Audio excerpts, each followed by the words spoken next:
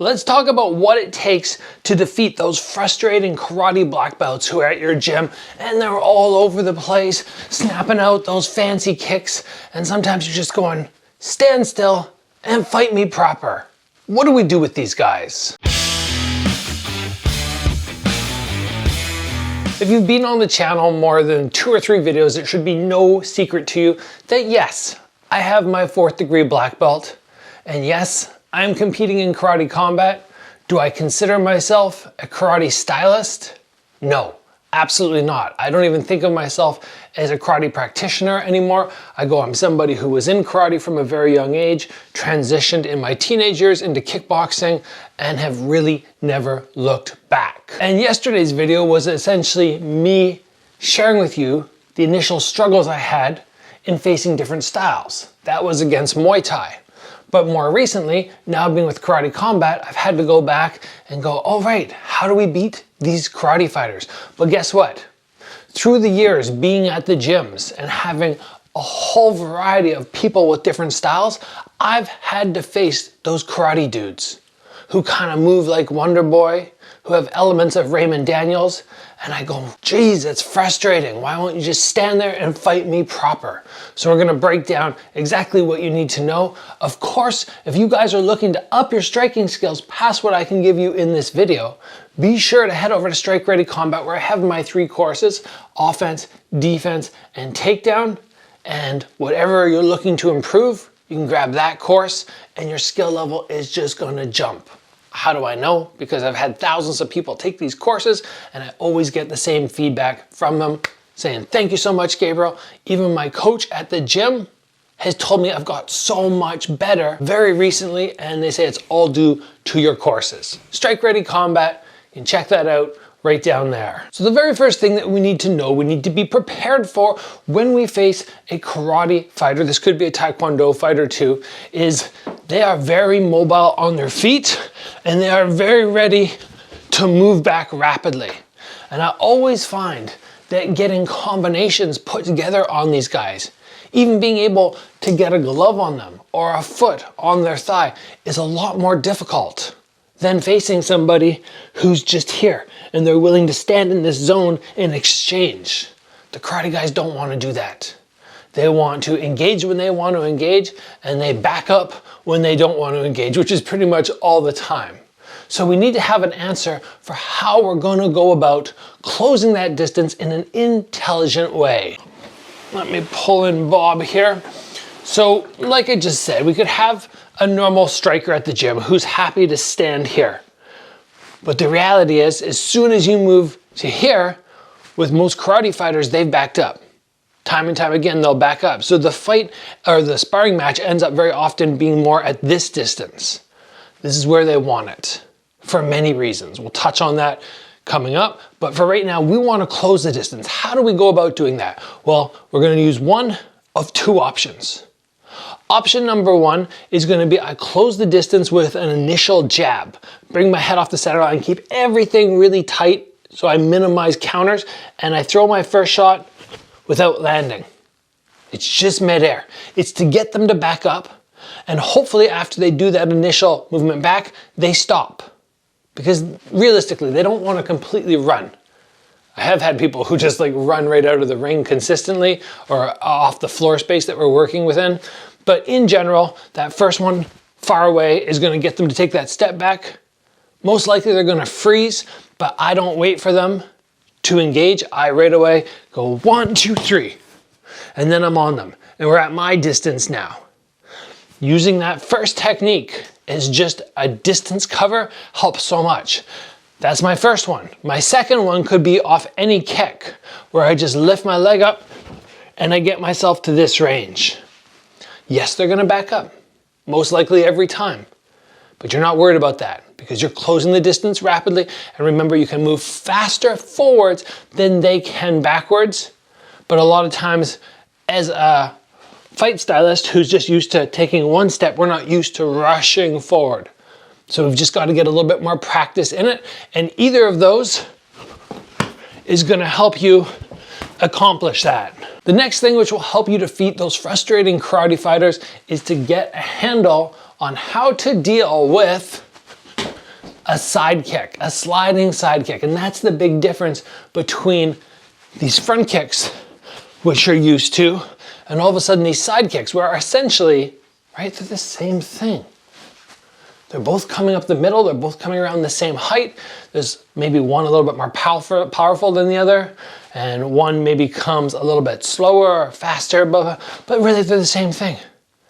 Why do we struggle? Because a front kick is usually thrown from this range. A side kick absolutely can be thrown from this range, but can also be thrown from this range. You don't throw front kicks from here. Ugh, feels so awkward. But a side kick, you can shuffle in, you can cross step. Some of the good guys will just slide right in. And it comes out of nowhere. It's one technique. It hits you hard, like incredibly hard. It's incredibly fast. And again, the range is so long. If we don't have a handle on how to deal with this, we're gonna feel very frustrated. So again, one of two options. Option number one, which I find a little bit more difficult, is to scoop it exactly like a front kick, but we need to hollow out more space on our hips. So normally if I'm thinking, okay, this guy's gonna hit me and follow through just a little bit, I only need to pull my hips back like that. But now all of a sudden, if this guy's coming here and he's boom, hitting like this, and he can follow through like that, now all of a sudden you've got to really step with both feet to create the distance. The follow-up low kick is a little bit harder because you got to reclose that distance, but you're keeping yourself safer. That, in my experience, is a good option number one. Option number two is just to take the kick off the forearms, but we have to do something with our feet. If this guy comes in and he blasts a kick and I have the weight already on my back leg, 60% or more, what's gonna happen is I'm gonna end up getting knocked this direction and have to regain my balance and be completely out of counter range. So, as I see the kick come, I meet it. Now, yes, this does increase the impact. It does give him a bit more power, but it also keeps me from going boom and getting knocked backwards. Now I shift slightly backwards, I meet it, maybe get knocked a little bit, but now as he rechambers that kick, I can go on the attack. It's not the cleanest way to deal with a technique ever. It's not the nicest feeling, but you do that 2 or 3 times, you take the shot, you meet the weight, boom, boom, boom, boom, and guess what? He's gonna stop wanting to side kick because he knows every time he does it, you're right on him, punishing him for it. Next up, and this is probably my biggest, most frustrating thing when dealing with the karate fighters, they can come from here to there in an instant and they just throw themselves. If you take away the hands and what the hands are actually doing, it kind of looks like this. It kind of looks like they're head launching towards you. And they're doing that because as they launch, they're getting their hands way in front and they just blitz their way in. So frustrating, right? They're moving and you think, oh, I have lots of range. And then all of a sudden it's just like bang, bang, bang. And then they're gone because then they're back to that backwards movement. I hate it, but I have to give them credit. It is effective to a certain extent. Maybe not in terms of wearing down your opponent with really good work, staying on them all the time, but it does have a major element of success against many people. Hasn't worked so well against me, but I've tried to strategize and I'm sharing that with you guys today. So how do we deal with a blitz? Well, the very first thing that we need to recognize is what technique is going to come off a blitz when they charge forward. They're not using their legs. Their legs are way behind. They're leading with their upper body, so we know it's from here up. When somebody moves like this and they're charging forward, they're going to throw an uppercut.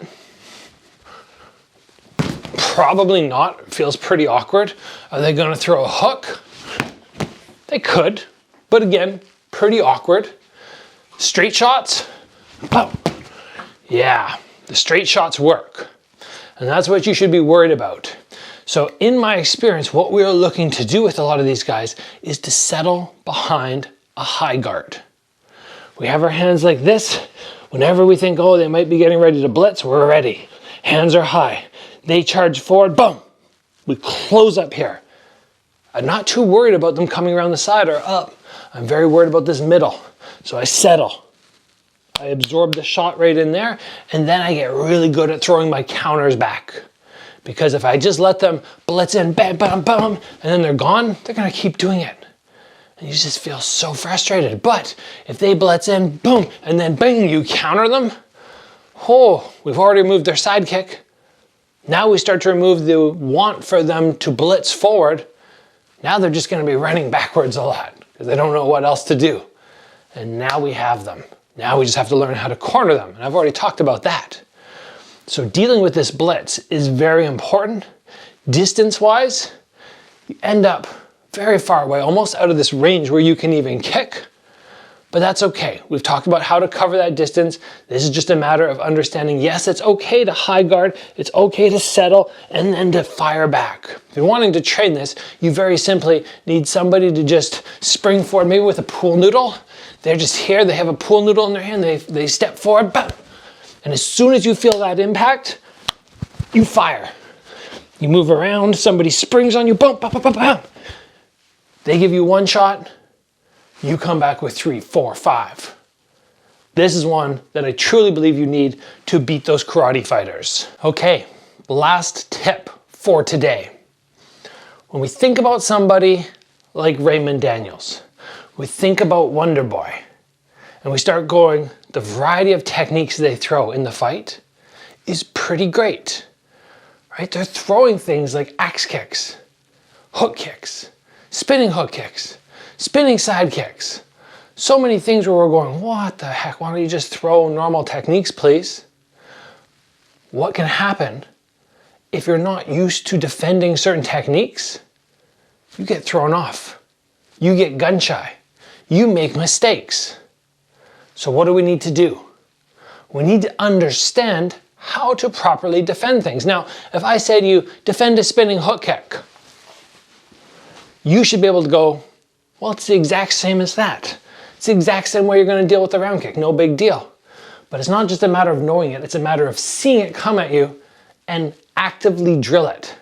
So for instance, when I was talking about the side kicks and I was fighting guys from China or karate dudes who do the side kick a lot. By the way, the guys in China love their side kicks, right? It's the wushu or sanda or something like that. So either way, I'm dealing with the side kicks. I basically told my pad holders, no front kicks. I don't want any front kicks at me in between me working. If you're gonna do anything, side kick. You're gonna side kick me. You're gonna side kick me. Same thing. You want to block an axe kick? You don't think about it. You get somebody to throw that axe kick and you practice jamming the distance, going with that high block and pushing them over. You see the spinning hook kick come, you block it, maybe step at the same time and then follow up. You need to have somebody who's gonna help you drill so you can see these techniques and go, yeah, when I start sparring or fighting, I've seen this 100 times, 1,000 times, and it's not shocking and it's not different than what you're used to. But rest assured that you are going to see a lot of this and a lot of those whoa, sort of fancy things against karate fighters, and you don't want the first time that you're dealing with them to be in the moment. That's pretty much it. Those 4 things are the big, massive keys that I've used to defeat karate fighters. There's more. There's a lot more. But these are the big 4 ones, which off the top of my head, when I started going, oh, what am I going to talk about today? I went, got to add those in, 100%. So let's call it there. I want to give a quick shout out. Thank you to XMartial for supporting the channel, supporting me, and creating fantastic gear. I have a link down below where you can use promo code Gabriel Varga to save 10%. And that's all. Let's call it there, guys. I'll see you back here very soon.